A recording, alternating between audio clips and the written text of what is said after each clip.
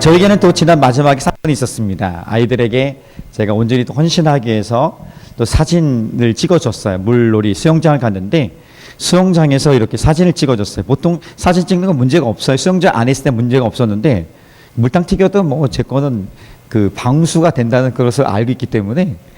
근데 여러분, 방수를 너무 믿지 마십시오. 웬걸요? 방수 안 돼요. 그냥 물 다 들어갑니다. 어쨌든 애들이 요즘 단양에 우리가 가는 그런 수영장은 바뀌었어요. 위에서 에버랜드처럼 캐리비안 베이처럼 위에서 이렇게 물이 차면 이렇게 바가지처럼 쏟아지는 게 미니로 이렇게 있어요. 막 쏟아지는 거예요. 제가 그것을 이렇게 물과 함께 막 찍는 거예요. 그 밑에 들어가서 막 찍고 하다 보니까 흠뻑 젖은 거예요. 가만히 생각해 보니까 그때 아마도 물이 많이 들어가지 않을까. 애들이 핸드폰 갖고 있는 따라오래요. 그 위에 갔더니 물이 막 분사되는 분수처럼 분수들이 막 왔다 갔다 했더니 그때 아마 많이 들어간 것 같아요. 사진은 잘 나왔어요. 근데 제 폰이 침수가 된 거예요. 물이 들어온 거예요.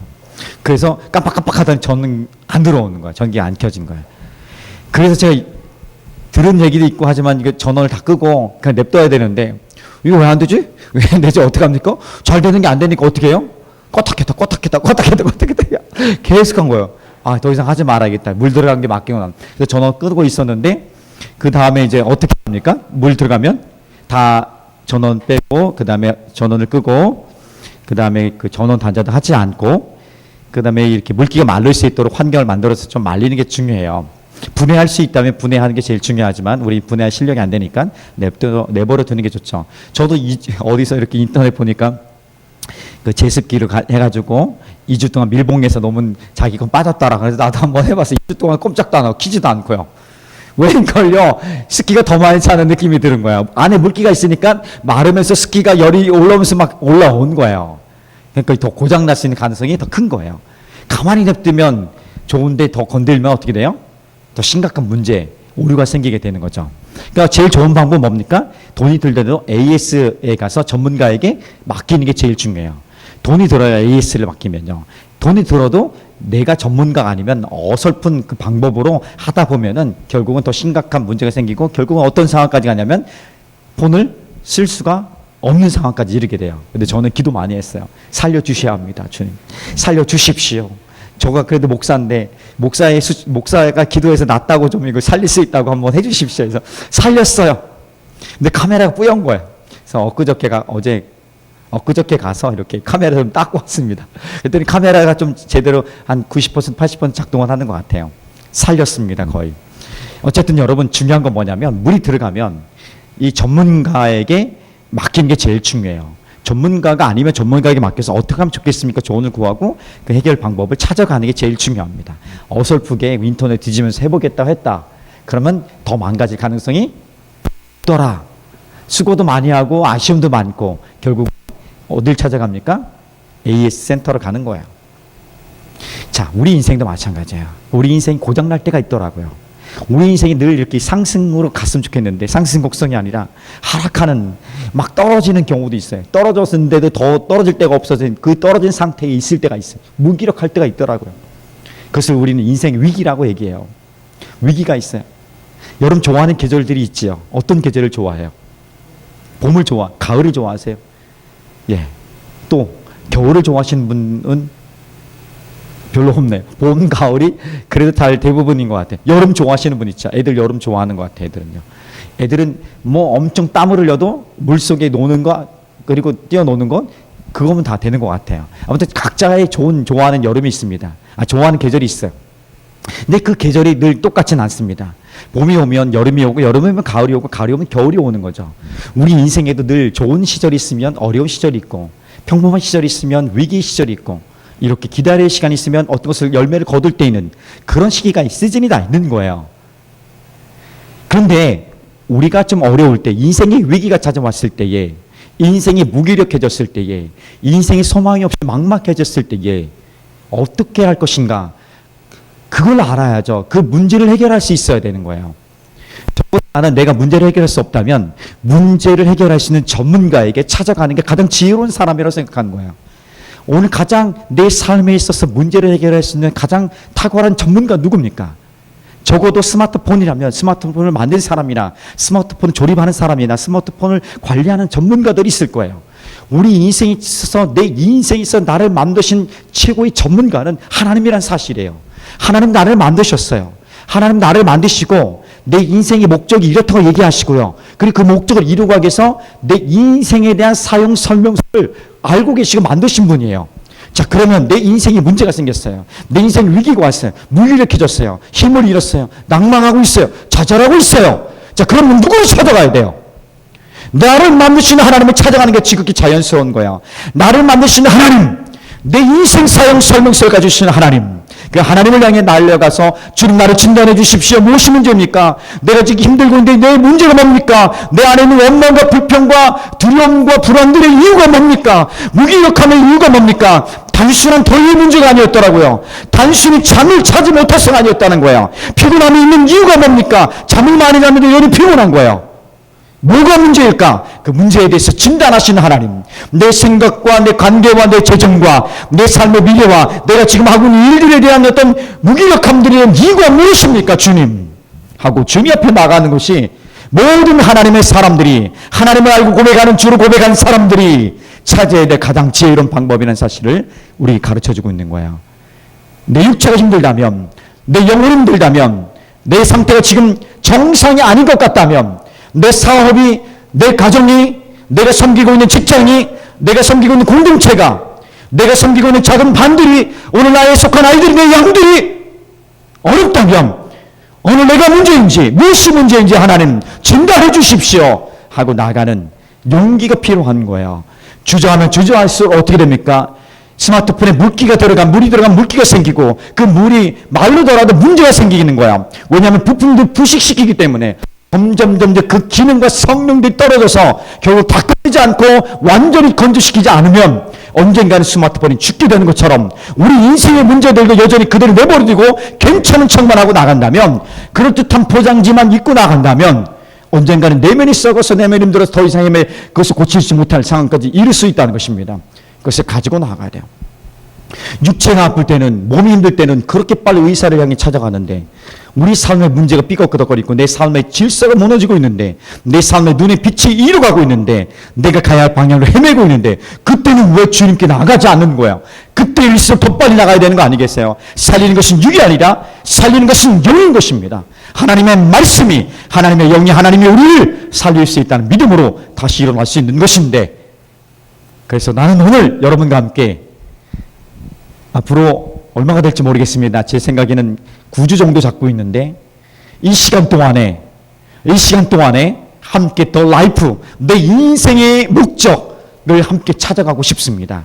이미 찾은 사람도 있었는데 그 찾은 목적이 희미해져서 다시 한번 재확인하고 재발견하고 재헌신에 될 사람도 있겠고, 아니면 한 번도 내 인생의 목적이 진지에 대해서, 인생의 목적에 대해 진지하게 생각해 보지 않은 사람도 있다면 진지하게 생각하면서 하나님과 동행하는 내 인생이 다시 한번 하나님과 함께하면서 내 인생이 어떻게 갈 것인가에 대한 기대감을 갖고 주님과 동행하는 영적 순례의 여행을 함께 떠나고 싶습니다.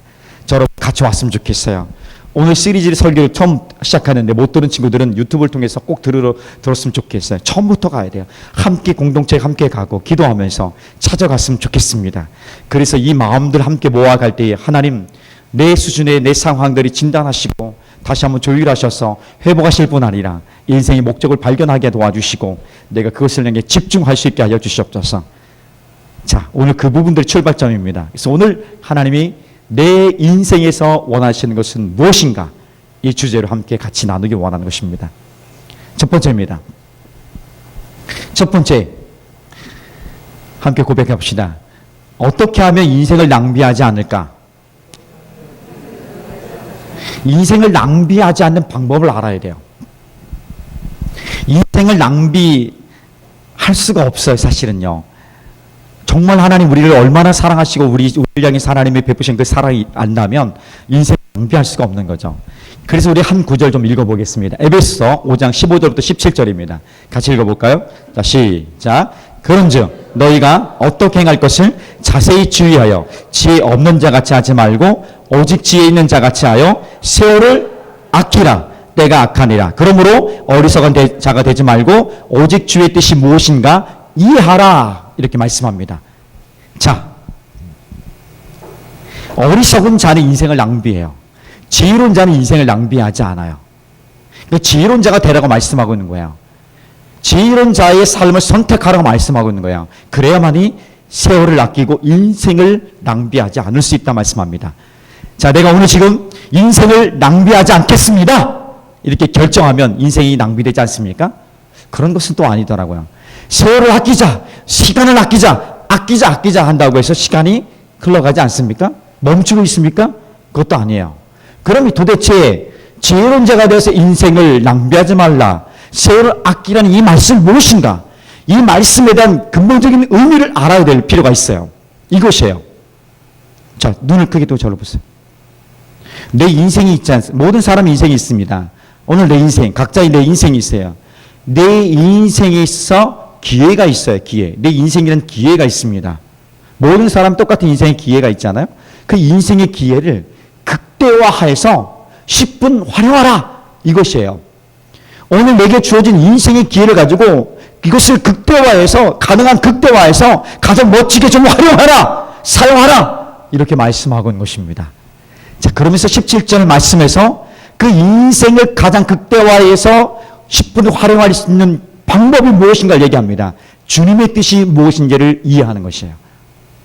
주님의 뜻이 무엇인지를 이해하면 나는 세월을 아낄 수 있고 인생의 기회를 극대화해서 하나님이 내 인생에 주신 하나님의 그 목적들을 온전히 이루어갈 수 있습니다. 얘기하고 있는 거야.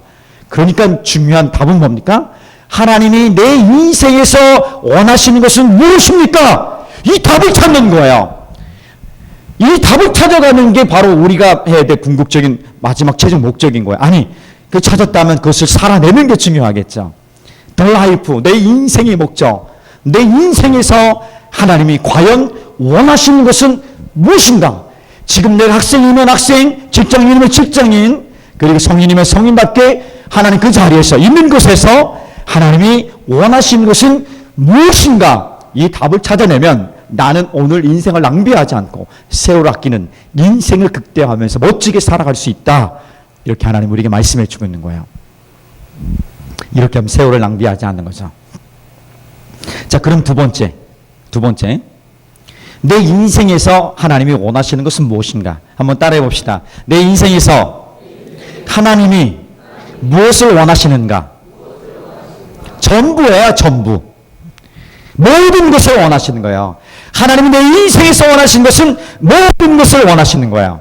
자, 한번 고백해 봅시다. 하나님이 내 인생에서 원하시는 것을 알고 싶습니까? 대답해 보세요. 하나님이 내 인생에서 원하시는 것을 알고 싶습니까?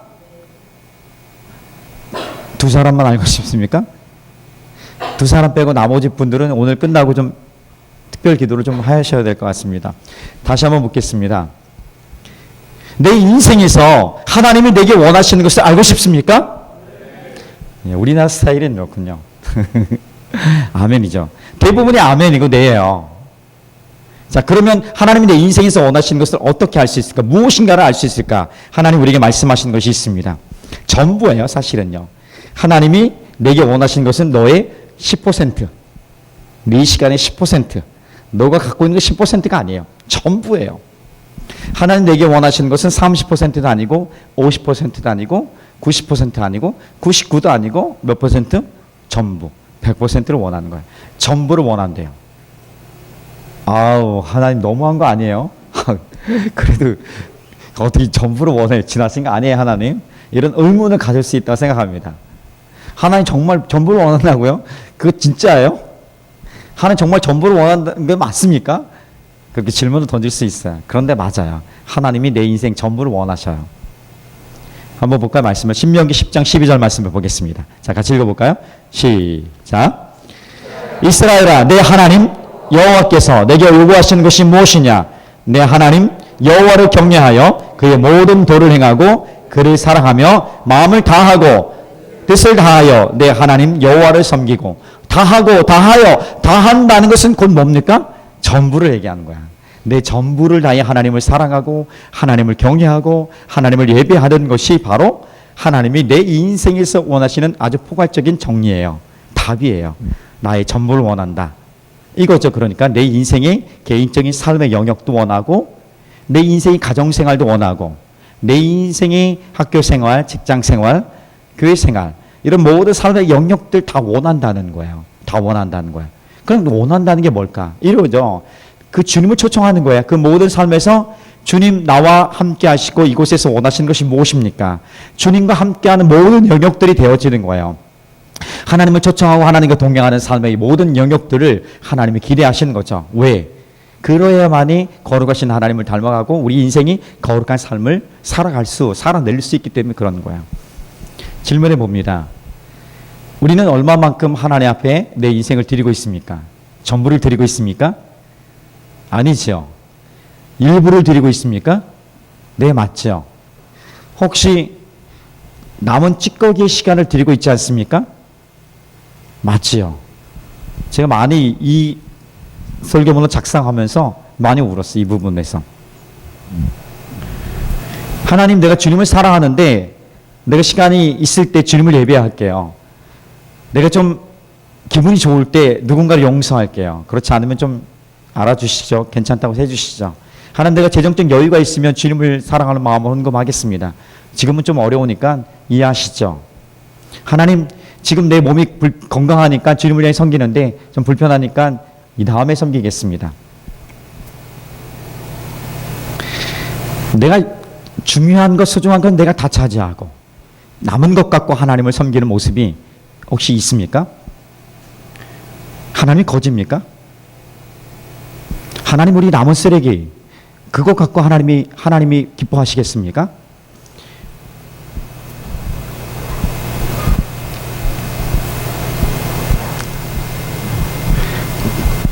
저는 좀 강하게 할 필요도 있다고 생각해요.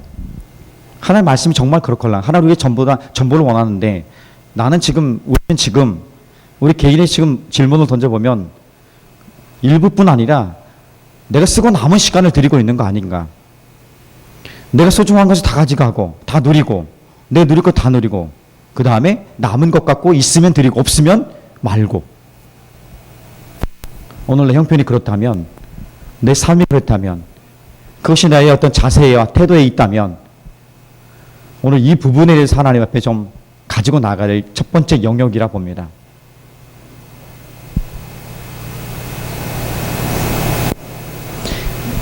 자, 하나님은 그렇게 요구하실 자격이 있으세요. 왜냐하면 그분이 나를 위해서 전부를 드렸기 때문에 그래요. 하나님이 전부를 내놓으셨어요. 나를 위해서 모든 걸 쏟아내신, 물과 피를 모든 것 다 쏟아내셨어요. 그러면 우리를 좀 흉내내는 작업을 해야 될 거 아니에요. 그분이 가장 소중한 것, 가장 귀중한 것을 다 내놓으신 거야. 독생자 예수 그리스도 십자가 내어주기까지 우리에게 모든 사랑의 표현으로 다 내어주셨어요. 그럼 나는요? 나는 어떻게 해야 돼요? 나 일부를 드리겠습니다. 어떻게 그렇게 말할 수가 없더라고요. 그렇게 행하고 있지만 그 말을 차마 뱉을 수가 없는 거예요. 남은 시간 주님 내가 하겠습니다. 남은 여유 것 갖고 뭔가를 하겠습니다. 그걸 말할 수가 없는 거더라고요. 하나님은 거지가 아니라 하나님 나의 구원자이십니다. 나의 주인이십니다. 나의 주님이셔요. 그분이 주인이기 때문에 내 전부를 원하는 것은 당연한 거고 주인이 먼저 보여주신 거야. 이렇게 한번 해보라고. 그럼 나도 내 삶 전부를 드릴 수 있는 연습을 하는 것. 그것이 내 인생에서 하나님이 원하시는 사실이라는 사실을 꼭 기억하고 놓치지 않기를 주님의 이름으로 축복합니다. 내가 서 있는 곳은 거룩한 곳이니 너 신발을 벗어라. 이런 메시지는 거룩한 땅이란 얘기예요. 너가 서 있는 곳곳마다. 그렇게 거룩한 곳이 되는 이유는 하나님이 계시니까 거룩한 거예요. 하나님이 있는 내 개인적인 삶이 되니까 거룩해지는 거예요. 하나님과 함께 동행하니까 내 직장 생활이 거룩한 땅이 되는 거예요. 그리고 내 학교 생활이, 그리고 내 교회 생활이, 내 가정 생활이 하나님이 함께 하니까 거룩해지는 거예요. 우리가 거룩해서 우리가 능력이 있어서 우리 열심히 헌신이 있어서 뭔가 새로워지는 열매를 맺는 것이 아니라 거룩하신 하나님이 나와 함께 있을 때 거룩한 거예요. 나무가 뿌리에서 뽑히면 아무리 잘난 나무도 화려한 나무였다 할지라도 그것은 죽은 상태와 같은 거예요. 뽑히고 나니까 그것을 한 거예요. 자기를 지키고 자기 인생을 보호하고 있는 분이 나의 인생 열매 맺게 하시는 분이 하나님인 사실을 경험해봐야 아는 거예요. 경험해 보지 않았습니까? 그러면 외면하지 말고 변명하지 말고 누구 때문에? 오늘 아버지가 포도 신포도를 먹었는데 아이샤 아들이 했던 이것들 완전히 끌어버린 거 아니겠습니까? 고린도후서 5장 17절에서 이 모든 것을 다 지나가게 하시고 이제는 새로운 피조물이 되게 하셨는데 자꾸 옛날에 과거에 오늘날 이 상황의 환경에 핑계대 변명되면서 살 것이 아니라 나는 새로운 피조물이에요. 날마다 나의 삶의 정체성을 적용하면서 살아간다면 분명히 하나님 내 인생을 거룩한 삶으로 주님과 동행하는 거룩한 삶으로 역전하실 줄 믿습니다. 아멘. 마태복음 6장 24절은 이렇게 얘기합니다. 한번 읽어볼까요? 자, 시작. 한 사람이 두 주인을 섬기지 못할 것이니 혹 이를 미워하며 저를 사랑하거나 혹 이를 중히 여기며 저를 경히 여김이라. 너희가 하나님과 재물을 겸하여 섬기지 못하리라. 하나님과 재물을 겸하여 섬기지 말라고 얘기하는 거예요. 그런데 대부분 우리는 하나님과 재물을 겸하여 섬기고 있습니다. 그러면 그것은 무엇이냐면 결론은 재물을 섬기고 있는 것과 똑같은 거예요. 하나님 둘 중에 하나만 섬기라고 얘기해요. 둘 중에 하나만 섬길 때 무엇을 섬기라? 하나님을 택하라고 말씀하고 있는 거예요. 하나님 택하라고 말씀하고 있는 그 이유는 내 인생에서 주인이 하나님 되심을 고백하는 거예요. 내 인생에서 가장 소중한 부분에 내 인생의 왕자에 하나님이 계신 거예요. 그런데 그 하나님의 계시할 땅에, 계시할 그 거룩한 곳에 내 인생의 삶의 자리 가운데 내 인생의 개인과 직장과 가정과 학교와 교회 생활 가운데 오늘 지금 있는 이곳 가운데 하나님이 아닌 다른 것들이 주인을 자리하고 주인 행세하고 있다면 그 인생을 어떻게 하나님 기뻐하시고 그 인생 가운데 하나님의 거룩한 열매들이 나타날 수 있겠습니까? 그것을 차지한 하나님 대신에 주인 대신 하나님 밀어내고 차지한 것이 대표적인 게 돈이에요. 부인할 수 없는 거예요. 돈은 가치 중립적인 것이 분명합니다. 그런데 돈을 사랑하기 시작하면 돈에 대해 욕심을 내기 시작하면 일만하게 뿌리가 되기 시작합니다. 모든 악이 어디서 나오냐? 돈, 맘모니즘, 신적인 능력이 있는 거예요. 그렇기 때문에 돈을 사랑하면 끝나는 거예요. 그래서 이미 벌써 우리가 돈을 사랑했다면 그것을 깨트리고 이 자리에 내 삶의 주인 되신 이 모든 것들을 깨트리는 작업을 해야 되겠죠. 돈은 능력이 있습니다. 그런데 하나님을 사랑하기를 결정하면 돈을 다스릴 수 있는 능력이 있는 거예요. 돈이 우리 삶을 좌지우지하고 우리 감정과 우리의 어떤 상태와 어떤 관계와 힘과 이런 것들이 막 나타나게 하는 능력 같은 그 모습으로 나타나지만 그것이 우리 삶을 좌우하는 것 같지만 하나님을 사랑할 때에 하나님을 내 삶의 주인으로 고백할 때에 더 이상 그 돈은 내 삶을 주관하지 못하는 거야. 돈은 우리가 다스릴 대상이지 돈의 지배를 받을 사람이 아닌 거예요. 우리는 하나님을 사랑할 때 그때만이 하나님께 우리의 모든 시선을 집중할 때만이 이것을 이 강력한 신적인 이 돈과 같은 능력을 돈의 능력을 다스릴 수 있고 통제할 수 있는 그 능력이 우리 가운데 주어질 줄 믿습니다. 아멘. 아멘. 애들도 돈만 있으면 다 되는 거 알아요. 누구 책임이에요? 내 책임이에요. 내 책임. 내가 제대로 못 가르친 거야. 돈만 있으면 자기 원하는 게임 다 사. 먹고 싶은 거 다 먹어. 장염이라 일주일 못 먹죠. 할렐루야. 민구의 다이어트에 하나님의 기름 부음이 있기를 원합니다. 그래서 고혈압 다 사라지고 그래서 깨끗하게 정상적인 삶으로 건강한 모습으로 회복될 줄 믿습니다. 본인은 아멘 안 해? 아멘? 잘 견디고 나면 더 빠질 거예요. 민구가 많이 컸어요. 그쵸? 키도 많이 컸어요. 나한테 오더니 목사님 몇 센치예요? 자, 그런 거 묻는 거 아니야. 막. 우리가 다 보통 180, 190 정도 안 되는 건 다 비슷하잖아. 그런 꼭 비슷한 수준에서 묻는 건 아닌 것 같아. 재영 키 높이 시는 거 다 알아. 본인이 180 넘는데도 컴플렉스가 있는지 키 높이가 이만큼 높아 이만큼. 그래서 매주 달라요. 이게 이만큼 높은 거 신고 오면 키 컸네. 이상하네. 키 컸네. 우리 유민이도 신겨야 되겠다는 생각이 듭니다. 어쨌든 뭐 지훈이도 마찬가지 아니야. 뭐 다 비슷하니. 영호는 80 되나? 80. 어깨에 힘이 들어가는 거야? 우리 집안에도 하나 성공할 사람 하나 나온 것 같아요. 둘째가 좀 커 보이는데 좀 더 컸으면 좋겠어요. 가능성이 있습니다. 여러분 기도 많이 해주시면 될 것 같아. 이번 편집하겠습니다. 자, 저를 보시고 이제 그런 거예요. 우리 삶에 하나님께 집중하면, 하나님께 포커스를 맞추면 하나님이 우리가 염려하고 걱정하는 돈의 문제로부터 돈이 우리를 지배하는 그 어떤 부분 있잖아요. 굉장히 크잖아요. 거의 대부분인 것 같아요. 이 부분에서 자유할 수는 없지만 그래도 그거에 내 마음을 빼앗기지 않을 수 있어요. 그리고 내가 그거에 거짓과 속임에 그것이 돈만 있으면 성공할 것이라는 잘할 수 있다는 그 속임에 더 이상 넘어가지 않을 수 있어요. 그리고 내가 오늘 나의 삶의 줏대를 중심을 잡고 그리고 목표를 향해서 달려갈 수 있는 끌고 갈 수 있는 그 일들이 일어날 줄 믿습니다. 저는 이것을 많이 경험을 해요. 어려운 상황일 때 경험할 수 있잖아요. 하나님이 선하신 뜻이 있어요. 분명 100%. 그런데 이 계산해 보면 답이 안 나올 때가 있어요. 자, 그럼 어떻게 해야 돼요? 선하신 뜻을 믿고 가는 거예요. 그러면 따라오는 거예요. 자, 근데 계산해 보니까 답이 없어요. 부족해요. 많이 부족해요. 어려워요. 그러면 어떻게 해요? 그걸 따라가잖아요. 그러면 늘 그 상태에 머물러 있어요.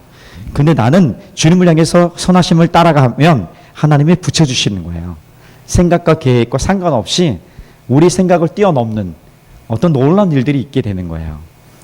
근데 그 부분 동기와 그 마음 중심을 깨끗하게 갖는 게 제일 중요하겠죠. 아시겠습니까? 그것을 다스려 가는 거예요. 아시겠습니까? 한번 해보는 거예요. 그래 믿음이 자라가죠. 믿음의 훈련을 하지도 않고 믿음이 자라갈 수 있기를 원하는 것은 도대체 어디서 나온 이상한 얘기예요? 우리 믿음을 자라게 주시옵소서 뭐 이렇게 부어 주시옵소서 하는데 믿음의 행동은 없는 거야. 믿음의 훈련은 없는 거야. 믿음의 자리로 나가는 거 없는 거야. 하나님 굉장히 당황스러울 거예요. 야, 좀 이렇게 움직여 해야지 내가 움직이지. 움직이지도 않고 주님 당신만 움직이십시오. 당신만 행하십시오 한다면 주님 얼마나 당황하시겠습니까?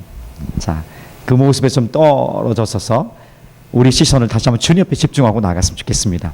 돈 말고도 우리 인생의 주인의 자리에 내 인생의 주인의 자리에 있어야 될 곳에 주님 대신에 다른 것을 차지하는 것도 많습니다. 게임이 될 수 있고요. 스포츠가 될 수 있고요. 우리 취미 활동이 될 수 있겠고 어떤 사람들, 친구들이 될 수 있겠고 이성 친구들이 될 수도 있습니다. 외모가 될 수 있겠고 다른 어떤 것도 될 수 있어요. 이런 것들이 내 인생의 중심에 하나님을 밀어내고 있다면 오늘 나는 그 부분을 내려놓고 깨트리고 우리의 가장 소중한 옥합을 깨트리고 굉장히 비싼 것이라 할지라도 아까워도 깨트리고 주님밖에 없습니다. 주님을 향해 달려갈 수 있는 시선을 맞추면 하나님을 향해서 우리가 전부를 드릴 수 있는 용기와 결단이 일어나게 될 줄 믿습니다. 진리가 너희를 자유케 하리라 합니다. 진리를 받아들이지 않으니까 불편한 거예요. 오늘 이 말씀 전부를 내가 불편하게 여기고 갈등이 되는 이유는 그냥 하나님 안에 푹 들어가지 않기 때문에 그런 거예요.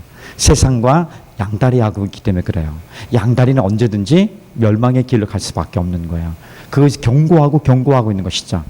그래서 주님을 향해 돌아왔으면 좋겠습니다. 주님을 향해 온전히 들어가 보면 하나님 내 인생에 여전히 불편한 것은 사실이지만 여전히 힘겨운 것은 사실이지만 그렇지만 내 안에 있는 평화와 기쁨과 다스릴 수 있는 능력과 그리고 삶을 평화시킬 수 있는 에너지와 능력과 지혜들은 일어나게 될 줄 믿습니다. 그렇게 가는 거예요. 그랬으면 좋겠어. 하나님 옆에 그 가장 소중한 걸 드려보는 거야. 내 인생의 가장 소중한 시간들. 그래서 내 인생의 가장 소중한 청년의 시기에 나는 청년들이 그래서 좋은 거예요. 청년의 시기에 하나님 앞에 올인했던 친구들을 하나님 외면하지 않으세요. 결혼은 좀 늦을 수 있지만 아직 괜찮아요? 그래서 하나님 그 인생을 책임져 주시는데 두려워하지 않고 나갈 주님의 이름 축복합니다.